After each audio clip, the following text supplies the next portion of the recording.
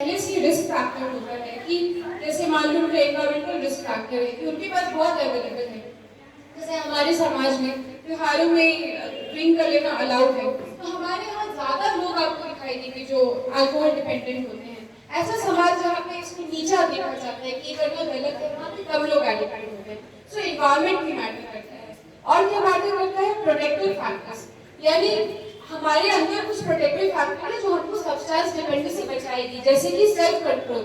ये आपको हर जगह काम आएगी। आप आपके कितने डिसिप्लिन हो, आप अपने आप को कितना रोक सकते हो। दोस्त ने कहा चलो कर लेते हैं, लेकिन आपको नहीं बोलने का हिम्मत होना चाहिए, है ना। वो सेल्फ कंट्रोल वो हमें बचाता है।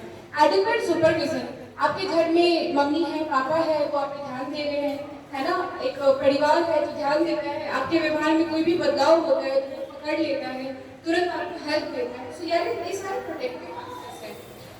सोशल एंड रिलीजियस एफिलिएशन, कुछ धर्म में किसी प्रकार का सब्सटेंस को खराब माना जाता है, किसी धर्म में किसी और को खराब माना जाता है।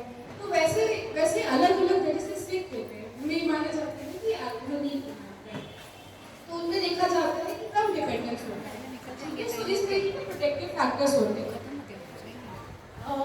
रिस्क फैक्टर्स क्या होते हैं? सो वो क्या फैक्टर है जो आपको डिपेंडेंस कराएगा। आपने सब्सटेंस किया, याद है हमने वो साइकिल पढ़ा था, सोशल यूज, वहां से डिपेंडेंस में जो जाने का रास्ता है, उसमें रिस्क फैक्टर क्या है कि इस बंदे को रिस्क है कि डिपेंडेंट हो जाएगा। वो रिस्क फैक्टर है फ्रेंड्स हु यूज ड्रग्स, सबसे बड़ी बात। जिसके दोस्त नशा करते हैं उसमें नशा होने का चांस बहुत हाई है, ठीक है। Absence of healthy recreational leisure activity, आप स्कूल जाते हो, स्कूल से आते हो, खेलते नहीं हो, कुछ करते नहीं हो, पढ़ते नहीं, खाली बैठे रहते हो। खाली बैठे रहोगे तो खाली दिमाग शैतान का कहते हैं ना, तो आप लोग बैठोगे सोचोगे दोस्त भी करते हैं, चलो ट्राई कर लेते हैं, है ना।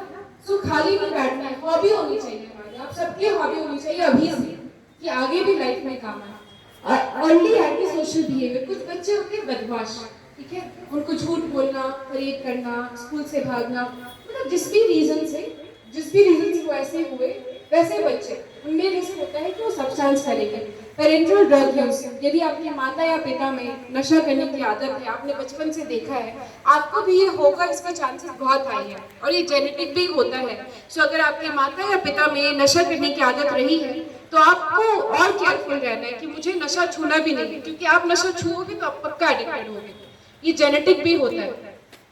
Academic failure, little commitment to school, so basically school में मन नहीं लगना, पढ़ाई में इंटरेस्ट नहीं होना, ये सारे रिस्क फैक्टर होते हैं। और रिस्क फैक्टर होते हैं कि आप नशा को अच्छा मानते हो। आजकल दिखाते हैं ना गाने में, नशा कर रहे थे बहुत कूल है, हम ऐसे ड्रिंक किए तो बहुत मजा आ रहा है। ये सब जो विजन दिखाया जाता है हमको, ये भी रिस्क फैक्टर है। आपकी एज में क्या सही है क्या गलत है पता नहीं होता है, ठीक है। जो कूल दिखता है, जो सब करते लगता है ये अच्छा होगा। So favourable attitude toward drug नहीं होना चाहिए।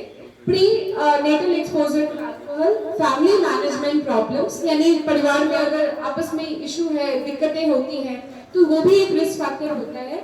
पोorly डिफाइंड रूल्स, घर में आपको अच्छे से बताया नहीं गया है कि ये चीज करना है नहीं करना है, या स्कूल में ऐसा है।